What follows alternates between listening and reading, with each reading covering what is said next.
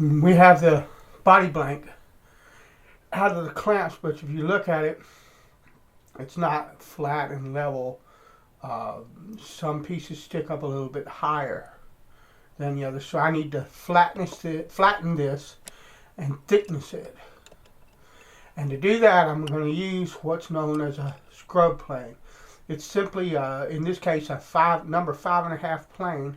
I've got a blade in it that I've taken a file and toothed so that it's got a toothed blade. What that does is it allows me to take really deep cuts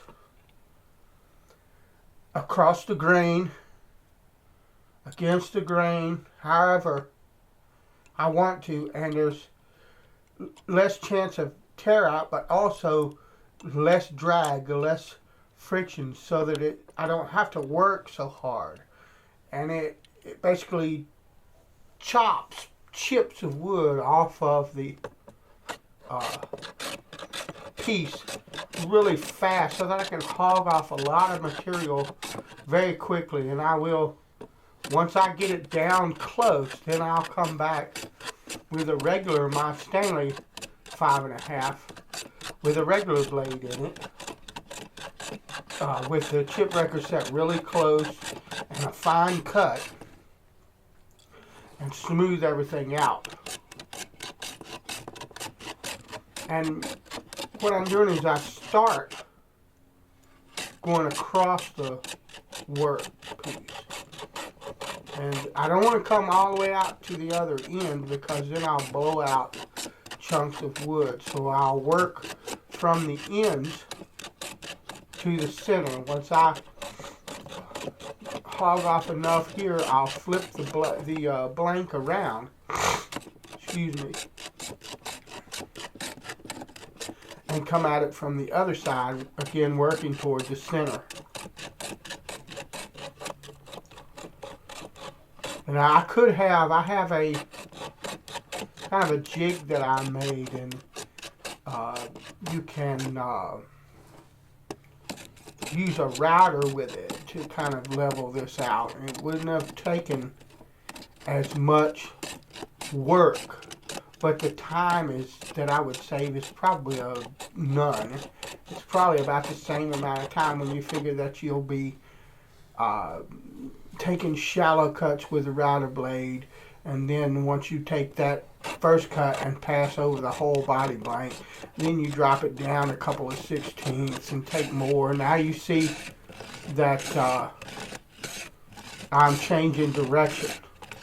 But anyway, with the router, you know, I would have to stop and make minute adjustments and all that. Wouldn't take any less time. It would just be a lot less hard work. But also it would be more dangerous, because I would have a blade that was spinning at like 6,000 RPM. With a hand plane, it's a lot safer in my opinion. And I like working with the hand plane.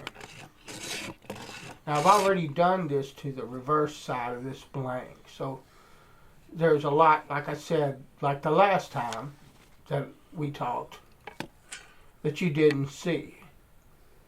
And here I am checking to see what the situation is, how level and how flat. You see I'm working that outside edge.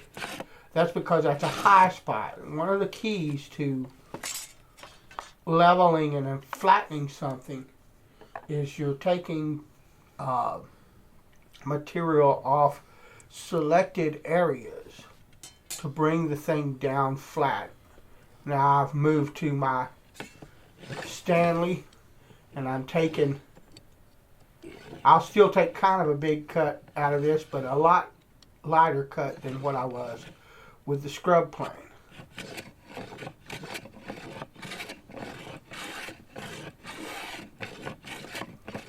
Because I'm close, and now it's just a matter of sanding the blank smooth.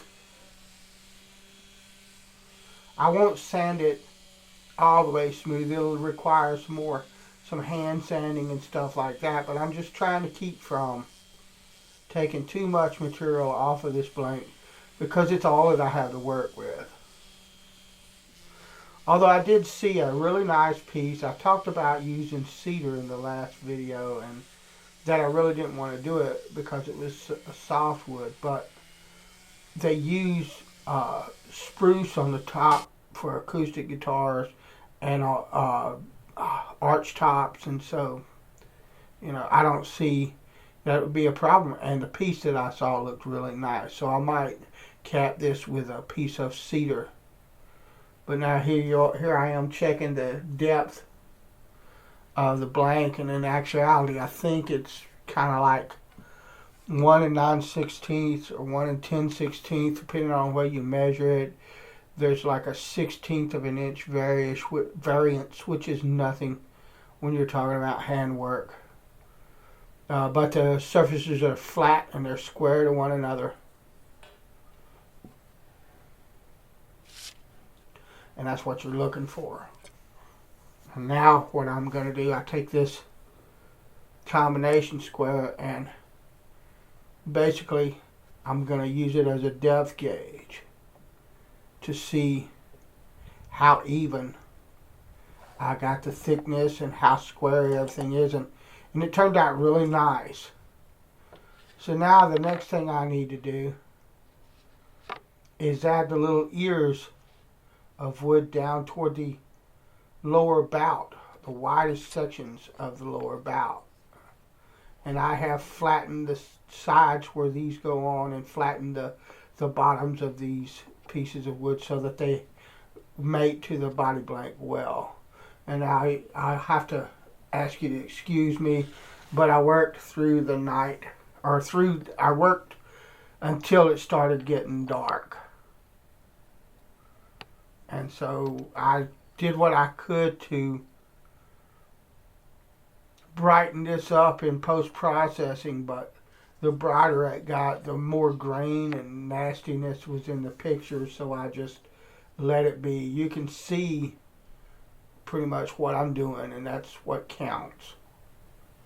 And all I'm doing is I'm just putting these 2 little blocks of ash to the outside in the areas I need a little bit of extra wood. And then I'm going to clamp it down. And this is a common practice in a lot of factories and things of that nature. If I were building custom guitars for a living, of course I would spend the money for the proper size wood to make a nice 2-piece body blank, or a nice laminated body blank like this, or whatever it was that I was looking for. But this is something that I'm building with what I have, and I think it's going to turn out great. So I appreciate you watching. Thanks a lot. Bless you. I'll talk to you later.